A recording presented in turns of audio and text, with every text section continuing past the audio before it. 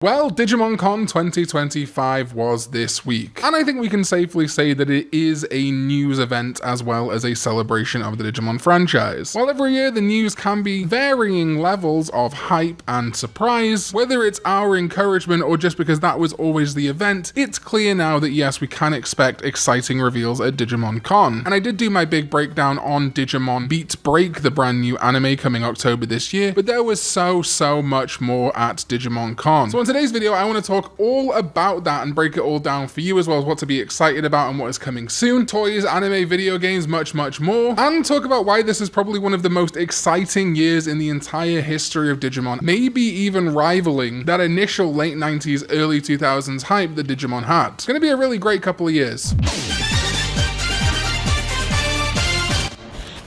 What is up, digital companions? My name is Karn EX and welcome back to another video. And yes, today, it's my big breakdown of all that Digimon news that you've been waiting for people that didn't watch Digimon Con live or watch my reaction. But by the way, everyone that did tune in, that was my best performing live stream ever. 1,800 plus concurrent viewers at times. And the VOD now has over 30,000 views. My absolute most watched VOD ever. It is incredible to me that just a video version of a live stream, completely unedited, automatically posted to YouTube when the live stream finished, can get 30,000 views. Your support on the VOD and your support while we were live was absolutely electric. It was incredible to see so many people being so supportive and just excited to see Digimon. I love Digimon Con every year, but this one for me blew it out of the water, both for things that I'm looking forward to and the support from you. So thank you. But enough about me, I'm going to talk about all this information basically in the order we got it at Digimon Con, but I'm going to add some supplemental information where it is available or appropriate. But let's begin with the thing that I think I'm most excited for in Digimon fandom right now, which is crazy given everything that's happening. Digimon Story Time Stranger, and unfortunately we did not get a release date at Digimon Con, but they did reiterate it would be this year, 2025. I don't know if they're waiting for the Switch 2 Direct in April to maybe then reveal they're also going to put this game on the Switch 2 and then do a release date, or if they're just kind of biding their time. I still think somewhere between July and October this year feels very likely, but if they want to do it in my birthday month of November, I won't complain. Also, there was really no mention of Habu at all. The new director, producer, whatever he is, Hara P, talked a lot about the game, but didn't really acknowledge the fact that Habu had anything to do with this game, which is kind of crazy. I wonder if Habu moved in bad circumstances. Anyway, we got some information about who is working on this game besides Habu, with the main character designer being Suzuhito Yasuda, who worked according to them on things like Yozakoru Quartet, Bootsleg, and Durara. But you may know him better for working on Shin Megami Tensei Devil Survivor 1 and 2, Digimon World Redigitized, the Cyber Sleuth games, and even doing original character designs for Fire Emblem Heroes. Meanwhile, boss character designs are done by Oh Great, which is a fantastic name. Oh Great did the Ita designs from Cyber Sleuth, and also some stuff for Tekken. Maybe my dream of Tekken 8 having Digimon cosmetics to honor the fact that Lily does have a Digimon partner might actually come to fruition. But yes, Oh Great has designed some boss monsters for this game, we'll get to that in a little bit, and the music is done by Masafumi Takada. They have a long history on video games, some standouts for me including Earth Defense Force 2017, Super Smash Bros. Brawl, Kid Icarus Uprising, a bunch of Danganronpa stuff, Cyber Sleuth and Hacker's Memory, of course. They confirmed the starters are going to be Patamon, Gomamon, and Demi-Devimon. This seemed very obvious to me based on the key visual. I did have some people doubting me in that respect, which is totally fine, but it seemed obvious. Hara P also pointed out the phones and Adamas logo in that key visual as being important, which made a lot of sense when we got the initial story concept. The story begins in Tokyo, Japan. The protagonist is an agent of Adamas, a secret organization that specializes in investigating and solving anomalous phenomena. And yeah, I think I called this straight away on my first Time Stranger video. Just seemed very obvious that Adamas would be some kind of group. In the course of their investigation, they encounter an unknown creature called a Digimon in Shinjuku, an area sealed off by the government, and are caught up in a mysterious explosion. They then reawaken 8 years in the past, so that is the Time Stranger part of Digimon Story Time Stranger. As I suspected, much like in Digimon Story Cyber Sleuth, the title referred to the protagonist. We become a Cyber Sleuth. And in Hacker's Memory, well, it's the Hacker's Memory of the Cyber Sleuth era. So in Digimon Story Time Stranger, we are literally the Time Stranger. We also got reconfirmation that the game would be split between the human world and the digital world Iliad, though I do hope that the split is a little bit more in favor of the digital world Iliad and how much time we spent in Japan in Cyber Sleuth. The human world is specifically centered on Shinjuku and Akihabara, and Hara P said that Cyber Sleuth included locations within Tokyo, but Time Stranger won't narrow things down, deciding to recreate the city with a greater sense of scale and detail to maximize the sense of immersion in the story. Here we can see Shinjuku Goku. I'm a little bit disappointed that they've gone with this Persona-esque NPC style where they have no faces. I think it can work quite well for something like a Tokyo Mirage Sessions, where all the unimportant NPCs are flat color. But these NPCs to me are a little weird because they have really fleshed out outfits, but then no faces. It feels like a weird compromise, like I'm in some weird sci-fi thing going on, like that one episode of Doctor Who where they stole Rose's face. But I'm sure I'll get used to it. And then we got some more shots of the digital world Iliad, with a confirmation of a lot of Digimon here. Pegasusmon, as I predicted, front and center. It makes sense for its Greek roots. We also see Renamon, Arukenimon, Agunimon and Lobomon, Pumpkinmon, Lilymon, Panjamon, Devimon, and a lot more. I'll leave the count of every Digimon for a future video, probably where I try and predict the entire roster, but I will say as an aside, Meramon looks sick. I'm very glad it has similar fire effects to Paildramon from the first trailer, and I want to see a lot more of Meramon soon. This also seems a little vague, but I think he was saying that random encounters have been removed or at least minimized, as, quote, the game will use a symbol encounter system in which you will battle enemy Digimon by touching them. Again, maybe there will be random encounters in some spots, but it seems to indicate it's more kind of like, sorry to bring up the Pokemon comparison, but something like Pokemon Let's Go Pikachu and Eevee, where you see the Pokemon in the field and have to manually walk into them to create a fight, or I guess just a capture in those games. And I think that's a pretty good compromise. You can have it so that there's no random battles, but it's very hard to get through an area without bumping into a bunch of Digimon. Something interesting Harupi also mentioned was that the different areas in the Iliad each use the gears that appear in the game's title logo in different ways, and that the gears themselves actually hold a significant hidden meaning, so if you pay careful attention to where they appear during your adventure, you'll start to understand more about the game world, and I think that's a really cool way of tying things together. Then we got a little more on the story. The primary objective of the game is to identify and prevent the cause of the mystery of the world's collapse, and the fact that they are thrown back and forth through time on top of that makes for some extraordinarily unusual situations. And I think we got a bit of a gotcha there. The story premise that he showed on screen only mentioned being thrown back 8 years. It did not mention multiple time travel events. However, the fact that they are thrown back and forth through time at least indicates we're going to travel back to the present day, and I think probably a couple more times than that, which is really interesting to me. I discussed time travel more in my big breakdown of Digimon Story Time Stranger, but I think it's no coincidence that Aegiacusmon Holy, one of the potential evolutions of Aegiomon, has a very chronology time-based look to it. Then we got a better look at the main characters known as Dan Yuki and Kanan Yuki, or Kanan Yuki. They are agents of a Special Investigation Bureau Adamas, as we know. But what's really interesting is that depending on which character we pick, the other will still factor into the story of the game, becoming our operator, providing instructions and advice from the organization's headquarters. And we can see this where Kanan Yuki is using her phone, and we can see a kind of like hologram projection of Dan basically being her operator, her boss, which I think is a really fun way of doing it. It means that you get to play as one of the characters and then have the other character still have an important role. So you're not missing out on a character design by picking one or the other. And in fact, they kind of discussed that it'd be interesting which character you want to pick to actually play as, because it might end up being that the operator has more interesting dialogue. Certainly means I'm going to want to do 2 runs through of the game. Some more characters, of course, we saw her a little bit in the trailer, but we now have a name for her, Inori Misono, a kind-hearted girl that embarks on an adventure across the worlds with an agent, and she is partnered with Aegiomon. It's a little bit blink and you'll miss it, but on Aegiomon's character screen it says Inori's partner Digimon. Now, given the fact that Digimon Story Cyber Sleuth had a bunch of reveals of characters turning out to actually have been Digimon the whole time, the obvious comparison here with the grey-haired, yellow, accented character Inori, who is partnered with an Aegiomon, would be to conclude that she is actually secretly Junomon, who is the romantic partner of Jupitermon, Aegiomon's megaform. I think it's basically 50-50 for me whether they're going to do this, because yeah, it would be very predictable to do this again immediately after Cyber Sleuth, so I think they're either going to completely subvert that and have Junomon maybe be jealous of Inori or something like that, or Inori is going to turn out to be Junomon the whole time. They do say that Aegiomon is the Digimon that holds the key to the story, what fate awaits them, which yes, makes sense. He becomes Jupitermon. He's probably going to become Jupitermon Wrath Mode. It may even be that Wrath Mode is one of the things that kind of catalyst that led to us being knocked through time. I again called this, it seemed fairly obvious, but in battles the player will control a party of 3 Digimon and Aegiomon will join them as an extra battle member. So yes, Aegiomon is not going to be a core part of your party, he's going to be an addition, kind of like how Nokia's partner or Arata's partner would add on to your party in Cyber Sleuth. Then, as I talked about earlier, we got a boss designed by Oh Great, and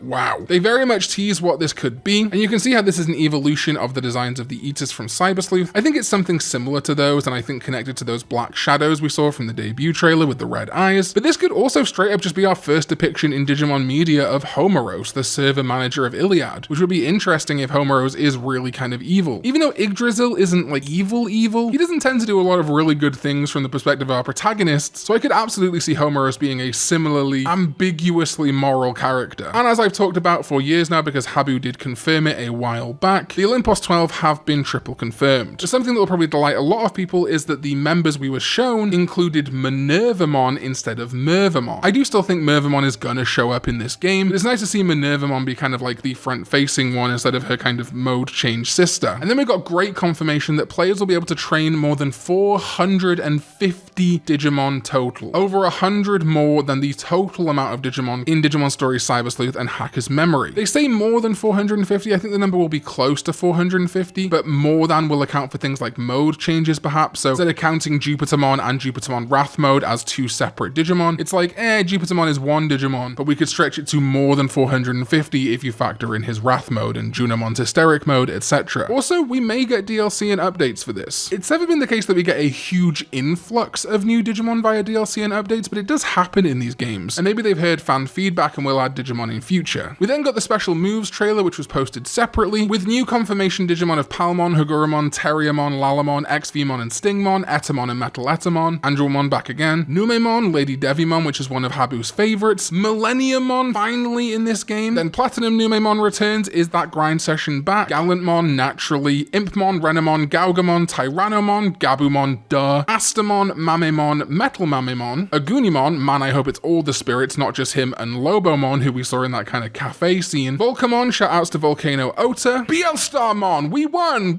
woo! And that is also another Habu fave, Machine Draymon, no it's Machine Dramon, Doru Goramon, and oh my god, seeing Yu-Gi-Oh fans go, that's literally Firewall Dragon. First of all, no, it's a kind of similarly colored dragon, they actually look very different. Second of all, Doru Goramon predates Firewall Dragon by like 15 years almost. We were here first, Yu-Gi-Oh fans. Shoutmon locked in, we got Lucamon full down mode, basically pissing on the moon, and then Barbamon, which in my opinion means probably all of the Demon Lords are confirmed, including like all the various forms of Lucamon and Agudomon. And then we got Oriumon, before finally the text, convert your Digimon. We're not quite sure what that means. Does this just refer to Digi-Convert like Cyber Sleuth? Most likely. But maybe it is something more, I don't know. And this trailer means that basically every season of the anime has representation now, besides Ghost Game and Appmon. I feel like this was probably the opportunity to show off Gamamon if he was going to be in the game, so it may indicate Ghost Game won't be here, but maybe we'll be pleasantly surprised in future, even if it is just via DLC. I guess you could technically count Oriumon as Ghost Game rep because Ryudamon was a partner in that anime, but yeah, it's a bit of a stretch. Not looking good for Appmon either right now. So yeah, as I said, no release date, but they did double confirm 2025 as the release window. So you know, at most we've got 9 more months before the game comes out, probably much less. Then there was the Digimon TCG segment. Lots of cool set updates, but I'm not Digimon TCG focused here really. Yoshi or Avolt can probably guide you through what's going on there. The big updates for me were that Hacker's Memory is getting a dedicated set following the Cyber Sleuth one called Hacker's Slumber, which is peak and Tom is still losing it. But then bigger news for me, Digimon Liberator will continue serialization into April, which is fantastic. The story is going to change and we're going to get a time skip. Everyone's got new clothes, except Clothes, who still has to get the dogs out.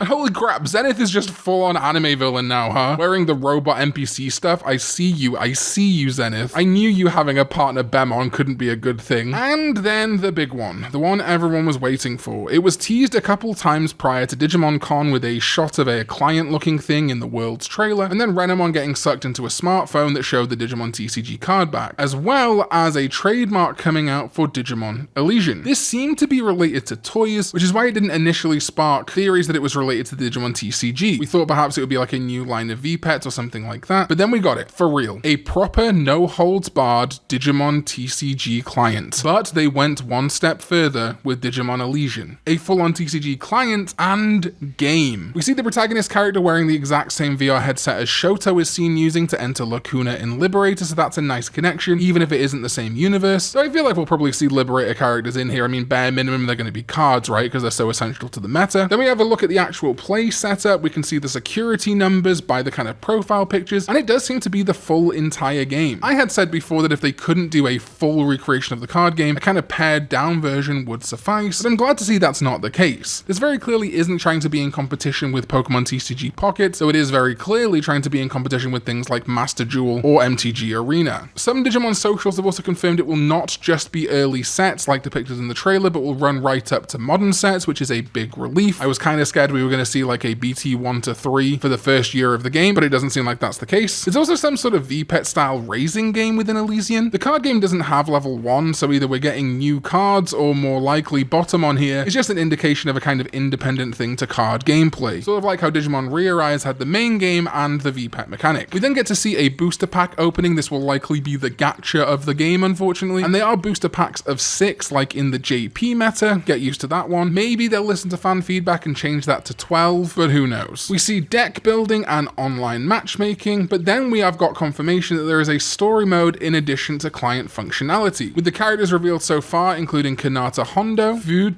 Future, this person. Someone partnered with a Renamon called Valna Dragnog. For some reason all I'm thinking of is Ilya Dragunov. Oh, and it's all girl characters. We don't care. Let me tell you something. We don't care. And we got a cutie patootie called Gemmon, aka Microtransaction-mon. Yeah, I get the feeling that gems are going to be the name of the currency in this game. It's a carbuncle, which I think is very cool as a Final Fantasy fan. It also echoes things like Kalumon. I've had people say that it feels like it could be a Kalumon X antibody, and I don't disagree. But Gemmon is so cute. And on the official Digimon Alysion website, there's a little sprite Gemmon that you can interact with. It's so cute. They confirmed that it would just be an app for right now for smartphones, but it wouldn't surprise me if it eventually hits Steam. Also, if you have an Android or an iPhone, there are lots of ways that you can pretty easily hook your phone up to your computer and play mobile games on it. They also said there'll be new Digi Ally cards, which will be original cards for Alysion, but I think we will see them outside of Alysion in the actual physical card game, and that there will be new Digimon and characters unveiled in the app. That makes a ton of sense. They've been doing that in Digimon Liberator, and I think this is going to continue into Alysion. You know, Shoto being a tamer card, Terramon having a whole deck. This likely is going to be the same for Alysion. Things that happen in Alysion are going to be reflected in real-world products. And they are currently planning a closed beta test, but that is all the information we've got. I will, of course, be streaming that closed beta test if I get in regardless. I do think this probably indicates we're not looking at this game going public until next year, sadly. But hey, it's progress, and still moving probably faster than Kingdom Hearts Missing Link. We got some Digimon Comics updates, nothing incredibly exciting for me personally, but just confirmation that Recollection, Paradox, Knuckles, and Story of the Royal Knights will be reaching their conclusion, and that the Digimon Seeker spin-offs are still coming. If you search Digimon Comics or Digimon Web Comics, you should be able to find those pretty easily. Then we got some pretty incredible toy news, and this segment of the video is sponsored by ZeninTCG. ZeninTCG are your one-stop shop for Digimon and anime goods. A lot of this stuff will end up on Premium Bandai. It's already on Premium Bandai Japan, and will probably be in Premium Bandai in other countries. Unfortunately, I live in one of the many countries that does not have access to Premium Bandai. So I'm going to talk about these products and how you can get them from ZeninTCG, probably for slightly cheaper than you'd be able to get them on the Premium Bandai in your own country. But do bear in mind that if you are going to get stuff from today's sponsor, ZeninTCG, they will be the Japanese versions. So generally, the Japanese versions are not much different from the US, etc. releases, other than things like the cards, which they do tend to translate. Anyway, they finally showed off, after teasing it last year, the Godzilla vs Digimon color Vpets in 2 varieties, and a proper look at that Godzilla EmperorGreymon fusion. We'll talk about him in just a second. Then we get the roster full of Godzilla monsters. Bunch of Godzillas, Ghidorah, Mothra, etc. And it's very cool to see the sprites of that old Godzilla Tamagotchi updated to modern day. But unlike the Monster Hunter Digimon Vpet, which only kind of had the 2 crossovers, there are actual Digimon on this Vpet too, which I think is pretty cool. Basically the whole Agumon line, and then Monodramon for some reason, and Raremon, which, as I talked about before, Raremon was on the Digital Monster version 5, basically wholesale based on Hedorah, so it's kind of nice to see this come full circle. Then we got confirmation of more than just the EmperorGreymon Godzilla fusion. We got MetalGreymon G Erosion Mode, SkullGreymon G Erosion Mode, MachineDramon MFS3 Mode, and WarGreymon G Erosion Mode, with seemingly all of the biological Greymon being fused with G cells, but MachineDramon being merged specifically with Mechagodzilla. As they state, this collaboration is based on the concept of G cells invading Digicores to bring about new Digivolutions, which is very cool. Then we see some battles and the monster attack cores. There will be Godzilla music and roars on these Vpets. And yeah, it's just really cool. If you do want to pick these up through Zenin, both models are available for pre-order now, with a release window of August to September of this year. And if you buy both together, you will get 10% off your purchase. Thank you, Zenin. They also announced the Defo Real,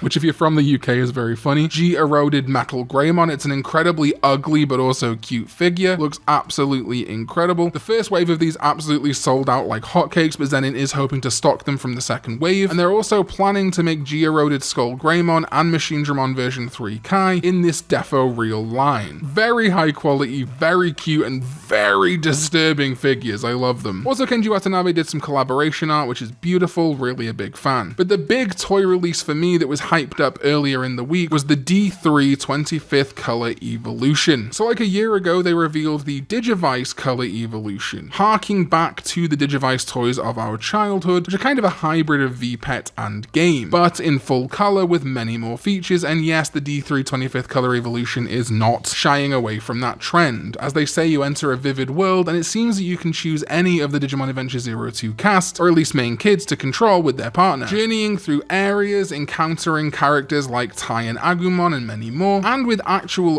audio to make the adventure seem more exciting. You'll also be able to discover Digi-Eggs or Digimental, which will armor Digivolve your Digimon naturally, and Flamedramon is the example there. Plus, DNA Digivolution has been confirmed with Paildramon, and here we get a look at the base set, which is either the Blue Davis D3 or the Black Ken D3. I already own the Super Complete Selection Animation D3, so I'm a little bit gutted that these are coming out now because I feel like I already bought a version of this and now I'm just getting a much better one in every way. However, it was saved for me because they also announced a DX set in the Paildramon DNA Digivolution colors, which I love and will be picking up with Zenin. That DX set also includes miniature versions of the Armor Digi-Eggs and some art books and things like that. These look absolutely incredible. I love this color evolution. I do hope that we will see Tamers, Frontier, maybe even Data Squad get this treatment. And some things to know are that EmperorGreymon Paladin mode will be included in this, meaning that we are likely to see Digimon from 02 movies. They're going to be recreating scenes from the anime, and there's going to be a bunch of songs that you know from Digimon Adventure 02, with over 120 Digimon appearing as both enemies and allies. That's incredible. And you will be able to battle with the Digivice 25th color evolution, as well as the Digital Monster color and Digimon Pendulum color series. So if you've got any of those color Digimon toys, you will be able to fight. And again, these are all up now on ZeninTCG, the Davis, the Ken, and the Paildramon DX set. And whether you buy 2 or 3 of these, you will get 5% off your total order. So definitely worth checking that out on Zenin. And as a reminder, these are pre-orders also, with the product releasing in sort of July, August of this year, not a super long wait, but just bear that in mind when you order, it is a pre-order. And then we got a bit more of a deeper look at the Figurized Standard Amplified EmperorGreymon. But the thing that's really exciting to me is that they tease Susan, Susanuomon, in the background here. I do wonder when they release the Magna Garurumon set, first of all, if Magna Garurumon will be able to cast off his armor, but also if the two sets will actually be combinable into Susanuomon, or whether Susanuomon's going to be his own figure. I really hope you can combine EmperorGreymon and Magna Garurumon to make him. Before we round out the sponsorship for this segment, I do want to say that if you're getting that D3 color evolution, Zenin are going to be selling D3 Digivice cases to help protect your D3 color evolutions, and they are going to be on sale for $36.99 for a little while. And if you want to protect your other Vpets, Zenin also is going to be having a sale on pre-orders of their restock of their clear Vpet cases, designed for Digital Monster Vpets, and do indeed fit things like the Digital Monster color and even the Monster Hunter Digital Monster, so it's likely Godzilla vs Digimon will also fit in these. And that's basically it for toys, at least ones I care about, but go to Zenin and see if they've got anything else there that piques your interest, and thank you to ZeninTCG for sponsoring this video. And then we get something which is going to be a source of confusion / hype for the fandom for quite a while: Digimon Adventure Beyond. Now, to be very clear here, Digimon Adventure Beyond is not a teaser for an upcoming project. It is the project. I've seen a lot of people confused about this, thinking it's some kind of trailer for something coming in the future, but nothing is coming in the future. They made this very clear when they announced it, that it was just going to be a music video. It's more than a music video, it's a promotional video made by Kakudo, who was kind of like the original Digimon Adventure director. But regardless, it was amazing. Seeing the non-02 armors alongside things like Raidramon and Submarimon was crazy, and also finally seeing Puchimon animated is insane. While I'm not a big fan of it as a Wormmon armor, seeing it actually be animated, not just be a CD drama exclusive for Ken, was incredible. But the continuity of this thing is bizarre. It's like a sequel to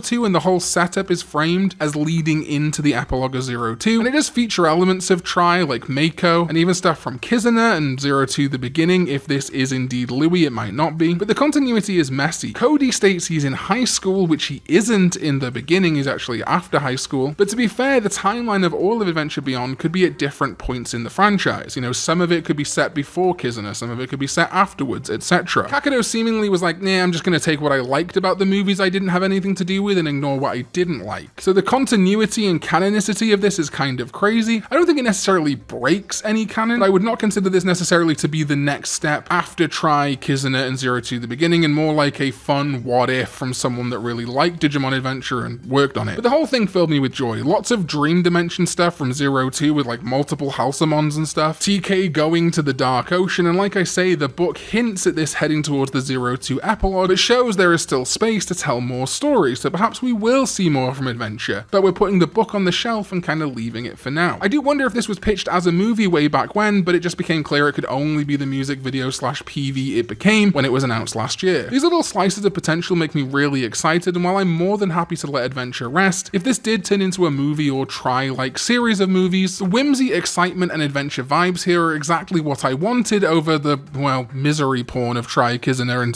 02 the beginning. Also really interesting they showed the goggles of Takato, Takuya, Taiki, etc. It'd be cool if we got beyonds of other seasons, if movies, etc. aren't financially viable. I'd love to see a kind of Pokemon Chronicles style streaming season, or even straight to DVD, which is just one-off episodes or even short things, 10 minutes at max, catching up with various seasons of Digimon anime, showing things that we never got to see. It would just be neat and a way to kind of like fulfill those fandom wishes without the big budget and marketing required of a whole movie. Anyway, I've linked it in the description for you to watch the whole thing, but remember, it is not a trailer for a new movie or TV show. While it might eventually become one in the future, for now this is literally all it is. And then just when we thought we were done, we got a quick run through of the last 25 years of Digimon anime before ending on the reveal of Digimon Beatbreak. You can watch my full video now if you want to know everything that I can glean from it, but some extra details I did want to talk about is that Gekumon could potentially be the name, or Gekomon, of the partner Digimon. It's unlikely because we have Gekomon already, but Wikimon said that given the main protagonist partner Digimon's reptilian design and the moon on its forehead, it appears to be a play on the word gecko and gecko, moonlight, them being homophones in Japan, which I think would be really fun if the Digimon was called something like Gekomon. It would not be that confusing in Japanese and we could kind of adapt to it in English, but maybe that won't be the name. Some people also said it might be green, not yellow. Very likely, it just looked more like a yellowy green to me. And I talked about the vital bracelet in that video, but the name being Beatbreak, yeah, Heart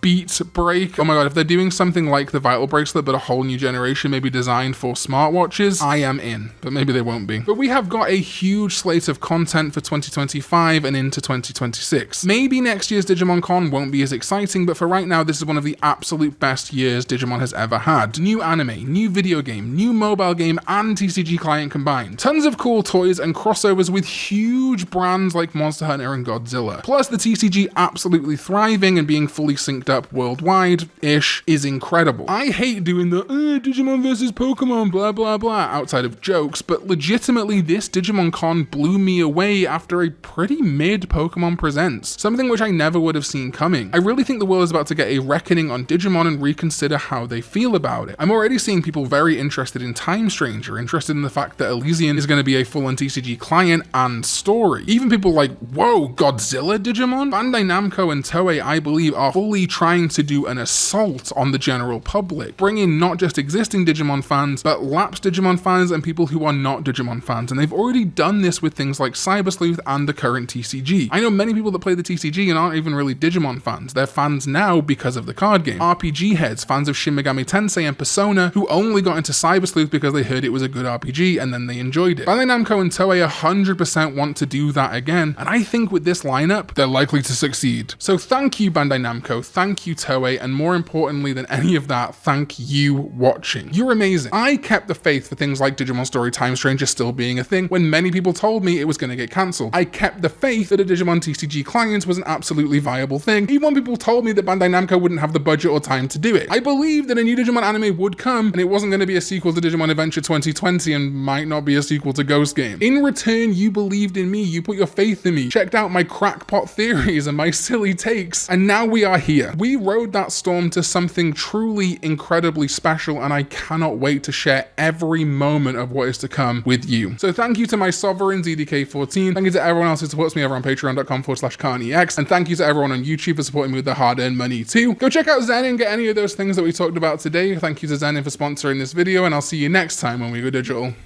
Bye bye.